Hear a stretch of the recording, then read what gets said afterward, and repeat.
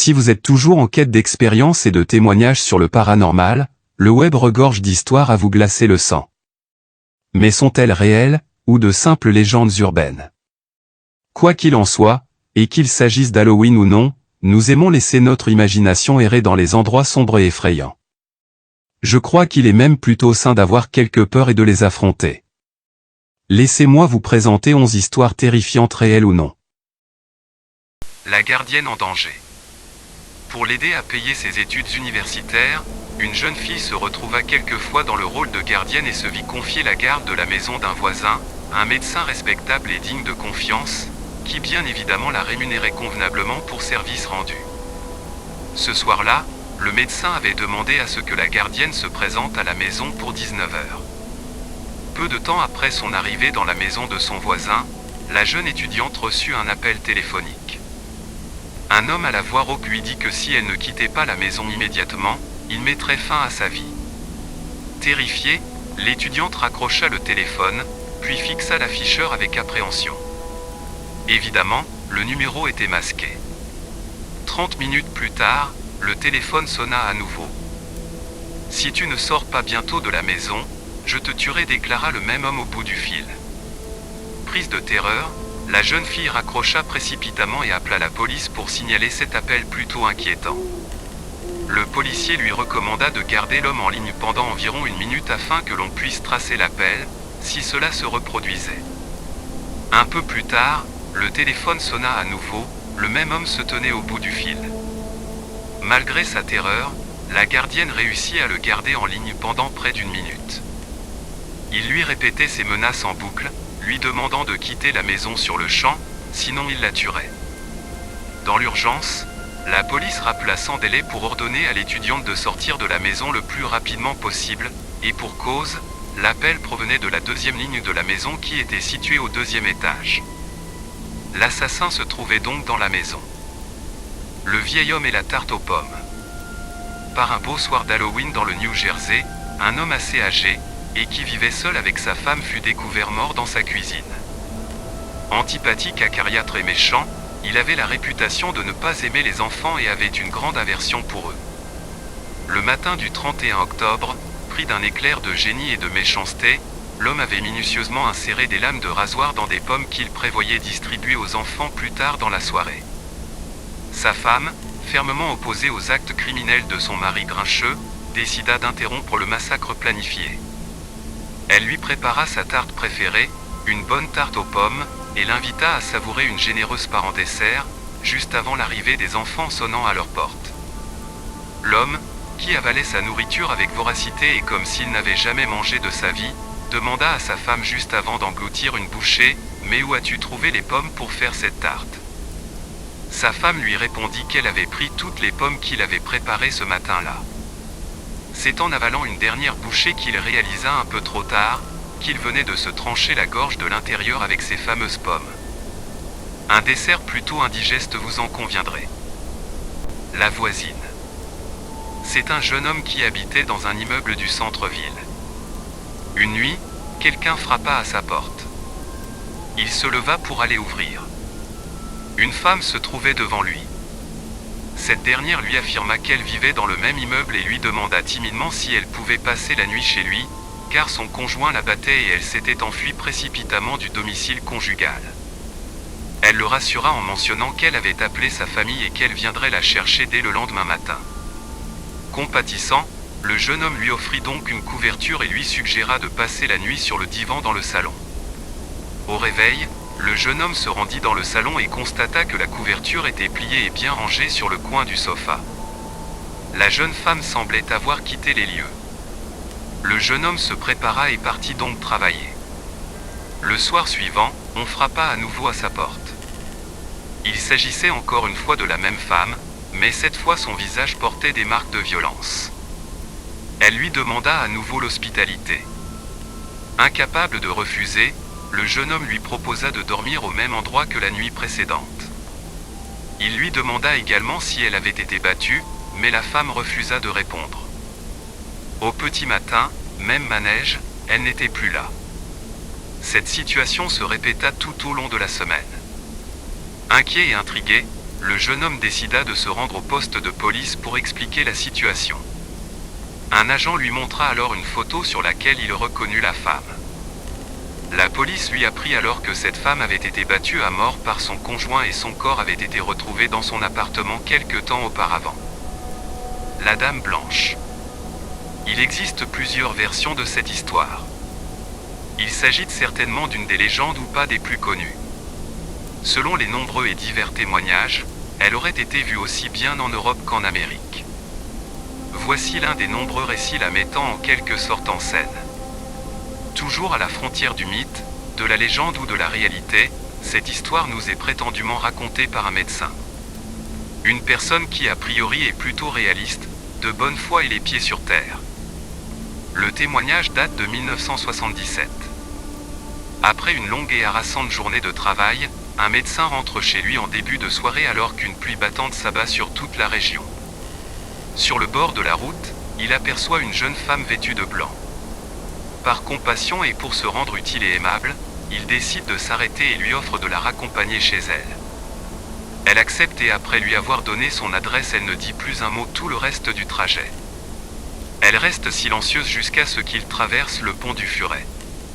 À cet instant précis, elle devient agitée, apeurée et effrayée. Arrivée à destination, le médecin lui prête son parapluie afin qu'elle se protège de la pluie jusqu'à sa maison. Pensant qu'elle reviendrait lui rendre son parapluie, il attend quelques minutes. Ne voyant pas la jeune femme revenir, le médecin se rend vers la maison et sonne à la porte. À son grand étonnement, c'est un couple qui lui ouvre. Le médecin leur raconte alors son histoire, en décrivant la jeune fille. Le couple, visiblement très ému, lui révèle alors que cette jeune fille était leur fille unique, décédée tragiquement lors d'un accident de moto sur le pont du Furet plusieurs années auparavant. Le casse-tête. Installée au chaud dans son salon, une femme âgée vivant seule décida de passer le temps en réalisant un casse-tête sous une certaine forme de puzzle et de pièces. C'était une nuit noire d'encre où l'obscurité et la noirceur totale prenaient toute la place autour de ces lieux. Soudain, une impression étrange la saisit. Au fur et à mesure qu'elle avançait dans son casse-tête et assemblait les pièces, elle reconnut peu à peu dans son puzzle le décor de son propre salon. Intriguée et fébrile, elle décida tout de même de continuer. Ainsi apparurent sa télévision, ses meubles, ses bibelots et pour terminer son propre visage. De plus en plus fébrile et prise d'une curiosité sans précédent, elle décida quand même de continuer, même si la peur commença à l'envahir. Il ne restait plus que quelques pièces à assembler. Prenant son courage à deux mains, elle était bien déterminée à finir son casse-tête. Elle assembla donc les dernières pièces. À ce moment, elle reconnut la fenêtre de sa maison. Plus effrayant, on apercevait au coin de la fenêtre un homme armé d'un couteau qui la regardait. La station-service. La nuit est sombre et brumeuse. Denise lutte pour rester éveillée alors que la route est détrempée. Le niveau d'essence de sa voiture devient dangereusement bas, et elle ignore totalement où se trouve la prochaine ville. Juste au moment où elle allait arrêter son véhicule pour dormir sur le bord de la route, elle aperçoit une petite station d'essence plutôt étrange. Malgré tout, et comme elle n'a pas le choix, elle décide de s'y arrêter. Pendant que le commis fait le plein, elle remarque que ce dernier semble plutôt distrait et étrange. Il s'exécute, fait le plein, mais lui demande d'ouvrir le capot parce qu'il flaire un problème. Alors qu'elle se retrouve seule dans une petite station-service délabrée, au milieu de nulle part, avec un commis au comportement bizarre, le cœur de Denise commence à battre la chamade. Le jeune homme lui demande alors de sortir de la voiture pour venir voir le moteur. Elle s'exécute tout en se demandant pourquoi elle ne se mettait pas à crier. Dès qu'elle arrive devant la voiture, il l'attrape par le bras et lui dit « Cette voiture a besoin d'une remorqueuse, vous devez venir avec moi dans le bureau. » Puis il lui met la main sur la bouche et l'entraîne de force à l'intérieur du bureau. Une fois à l'intérieur, il affirme qu'il y a un homme couché sur le siège arrière de la voiture et qu'il faut absolument appeler la police. Denise part en courant vers sa voiture et file à toute vitesse sans regarder derrière. Au bout de quelques minutes, Denise regarde dans son rétroviseur. Elle voit un homme avec un chandail à capuchon et une hache dans la main sur la banquette arrière. Celui-ci, d'un mouvement brusque et inattendu de bras, décapite la pauvre femme avec sa hache. Le cadavre de Denise fut retrouvé quelques jours plus tard. Des années après ce drame, la police est enfin parvenue à mettre le grappin sur le tueur en série qui avait eu la peau de Denise. David McCallum et son jeu de Ouija. Quelques jours avant Noël 1995, dans le quartier de Mayfair à Londres, David McCallum aborda deux adolescents âgés de 15 ans et leur proposa de venir chez lui écouter du heavy metal. Étant passionnés par cette musique, les adolescents, Michael et Stephen, acceptèrent l'invitation et suivirent ce nouvel ami plus âgé qu'eux. Une fois arrivés chez David, Michael et Stephen furent frappés par le désordre qui régnait à son domicile, où des disques d'Iron Maiden et de Metallica côtoyaient une montagne de livres, tous consacrés au tueur en série Charles Manson.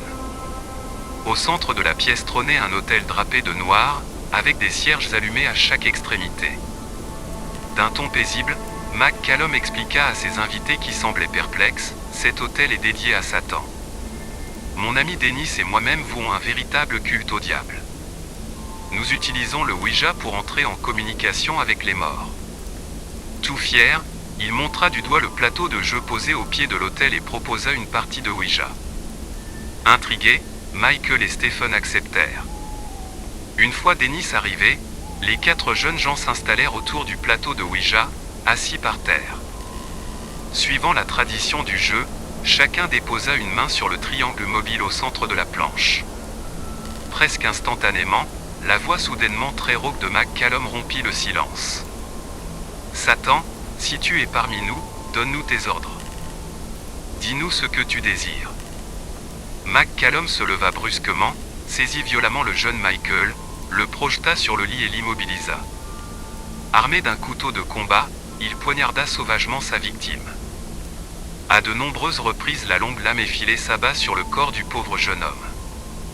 Dennis, qui tente tant bien que mal de retenir Stephen, finit par crier à McCallum « Arrête David. Il est mort. » Dans un sursaut, Stephen parvient à se libérer et s'échappe en courant. Une fois seul, David et Dennis enveloppèrent le cadavre dans une couverture et décidèrent de le transporter dans le coffre de leur voiture et de s'en débarrasser dans une décharge publique. Peu de temps après, ils sont arrêtés grâce aux indications fournies par le jeune survivant du massacre. Il s'avère que les deux adorateurs de Satan faisaient déjà l'objet d'une double enquête psychiatrique et policière pour divers événements survenus dans le passé. Lors de son procès, David expliqua que des voix transmises par le Ouija l'ont poussé à commettre son geste. Les juges le condamnèrent à une détention à vie à l'hôpital Broadmoor, un établissement psychiatrique de haute sécurité. Son complice fut quant à lui condamné à 10 ans de détention dans un autre établissement psychiatrique. Les fantômes d'Alcatraz. Située au beau milieu de la baie de San Francisco, la prison fédérale à sécurité maximale d'Alcatraz abrita les plus grands criminels américains de 1934 à 1963, année de sa fermeture officielle. 10 ans plus tard, le site fut ouvert au public et devint l'un des lieux touristiques majeurs de l'État de la Californie. Selon un bon nombre de visiteurs, un sentiment étrange vous envahit dès la descente du bateau qui mène à la forteresse, et pour beaucoup ces murs abriteraient aujourd'hui les âmes égarées d'anciens détenus. Plusieurs témoins affirment avoir été confrontés à des apparitions de fantômes. La plupart auraient lieu dans le couloir principal de l'ancienne prison où 3 détenus furent abattus le 4 mai 1946, alors qu'ils tentaient de s'évader et d'échapper à la vigilance de leurs gardiens. Un air glacial venant de nulle part soufflerait également à proximité de la cellule d'isolement Cell 14D. Plusieurs années après la disparition d'Al Capone, un gardien jura avoir entendu le banjo du parrain du crime à proximité de la salle de douche, en l'occurrence, à l'endroit précis où le parrain du crime avait pour habitude de jouer durant les 5 ans de sa détention. Les gardiens du parc qui travaillent maintenant sur l'île, vivent au quotidien ce genre de phénomènes étranges. Ils évoquent à la fois des bruits étranges, les portes de cellules se refermant mystérieusement en claquant, des hurlements lugubres et la forte sensation d'être observé. La légende d'Alcatraz raconte qu'on ne s'y évade jamais. Est-ce pour cette raison que les âmes torturées des prisonniers entraient toujours les lieux? Bloody Mary. Voici la célèbre légende de Bloody Mary, une entité sanglante qui apparaîtrait dans les miroirs lorsqu'on l'invoque. Cette histoire est tellement répandue aux États-Unis qu'un essai y est consacré. Le film Candyman s'inspire justement de cette légende. Selon certaines versions, la figure effrayante est associée à la Vierge Marie, avertissant les moqueurs de ne pas la déranger. Pour d'autres, elle est le fantôme d'une femme décédée dans un accident de voiture avec son enfant. Il existe également la version qui présume qu'il s'agit d'une sorcière brûlée vive qui a jeté une malédiction sur les villageois, hantant les miroirs pour attaquer ceux qui auraient la folie de l'invoquer. Une autre version soutient que c'est une jeune femme, trompée par son mari, qui se serait suicidée dans sa salle de bain.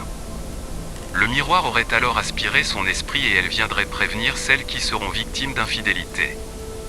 Son aspect est celui d'une belle jeune femme, mutilée et recouverte de sang, dont les yeux haineux vous toisent avec mépris. Il existe plusieurs façons de l'invoquer, mais la plus répandue est la suivante. À l'heure de minuit, éteignez les lumières de la pièce dans laquelle vous vous trouvez et placez-vous face à un miroir.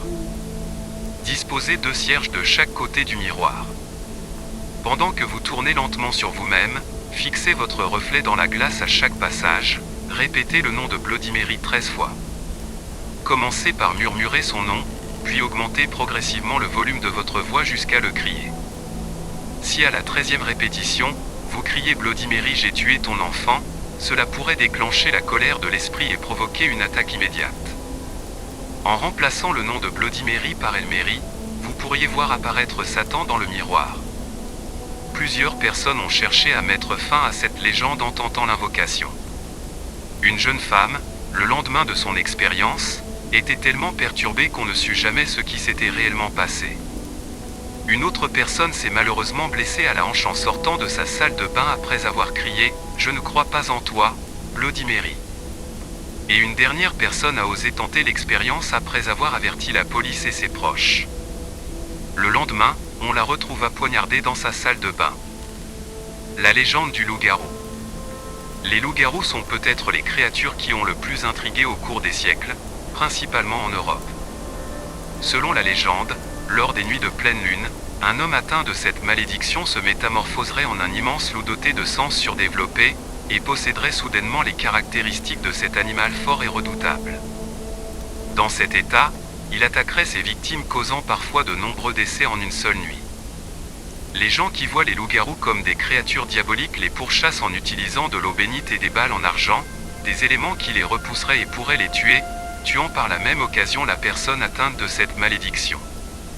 Mais la légende veut que l'on peut aussi se défaire des loups-garous en les soignant et donc sans les tuer. Pour ce faire, la littérature évoque des méthodes comme l'exorcisme, la conversion au christianisme ou la destruction par le feu de la peau du loup-garou. La transformation d'un humain en loup-garou est attribuée à une morsure faite par un autre loup-garou. La malédiction prendrait effet dès la première pleine lune qui suit cette morsure. Même après la pleine lune, les loups-garous garderaient certains traits bestiaux tels qu'une voix et des yeux modifiés, une forte pilosité faciale et des sourcils se rejoignant au-dessus du nez, des ongles légèrement rouges, l'index légèrement plus long, des oreilles plus basses et pointues, ainsi qu'un surplus de poils sur les mains, les pieds et le dos. Au fil du temps, le loup-garou est devenu une figure légendaire associée à des âmes damnées qui ne trouvent pas le repos dans leur tombe. Certaines légendes évoquent également l'existence de filtres magiques qui pourraient aider les loups-garous à retrouver leur forme humaine. Le manoir hanté. Le père Gagnon et ses frères du village ouvrirent un orphelinat vers l'an 1850. Faute de compétences et à court d'argent, ils décidèrent d'exploiter les nombreux enfants qu'ils accueillirent. Incapables de les nourrir, ils les forcèrent à attirer des sans-abri des villages voisins. Une fois les vagabonds dans l'orphelinat, les orphelins furent obligés de les tuer et de se nourrir de leurs victimes pour survivre. Après de nombreuses disparitions, les villageois découvrirent l'horreur qui se déroulait au manoir. L'orphelinat fut alors fermé et tous les occupants tués, sous prétexte qu'ils étaient manipulés par le diable. Le père Gagnon aurait quant à lui brûlé sur le bûcher. Des siècles passèrent, et les descendants Gagnon n'osèrent jamais reprendre les terres. Ce n'est que beaucoup plus tard que le petit-fils Tommy voulut changer les choses en transformant l'orphelinat en hôtel. Les travailleurs commencèrent à mourir ou à disparaître pendant les rénovations. Le projet fut abandonné. Le temps passa et vint à l'esprit de Tommy une idée. Utiliser les terres environnantes pour créer un complexe familial agréable. C'est ainsi qu'il créa un refuge animalier, des jeux extérieurs, un parc aquatique, des terrains de camping et un château magique. Il voulait créer un endroit joyeux, après les atrocités perpétrées par ses ancêtres. Le site devint rapidement populaire, attirant de plus en plus de visiteurs curieux. Seuls les plus courageux osaient s'aventurer au manoir, qui selon les dires de tout le monde, était hanté. Tommy autorisa ses intrépides à y aller à condition de signer une décharge de non-responsabilité. Aujourd'hui, des millions de visiteurs visitent le complexe, mais seuls les plus téméraires osent explorer le manoir soi-disant hanté. Les légendes urbaines sont au carrefour des traditions orales et écrites de la fiction et de l'histoire. Elles sont un reflet de nos croyances contemporaines mais trouvent une source dans nos représentations et récits plus anciens. Le caractère fédérateur et mystérieux de ces prétendues légendes contribue grandement à leur succès. Le lecteur a l'impression qu'on lui révèle un secret, ce qui flatte son ego. Aussi infime soit-elle, n'oublions cependant pas qu'il y a toujours une part de vérité dans ces récits.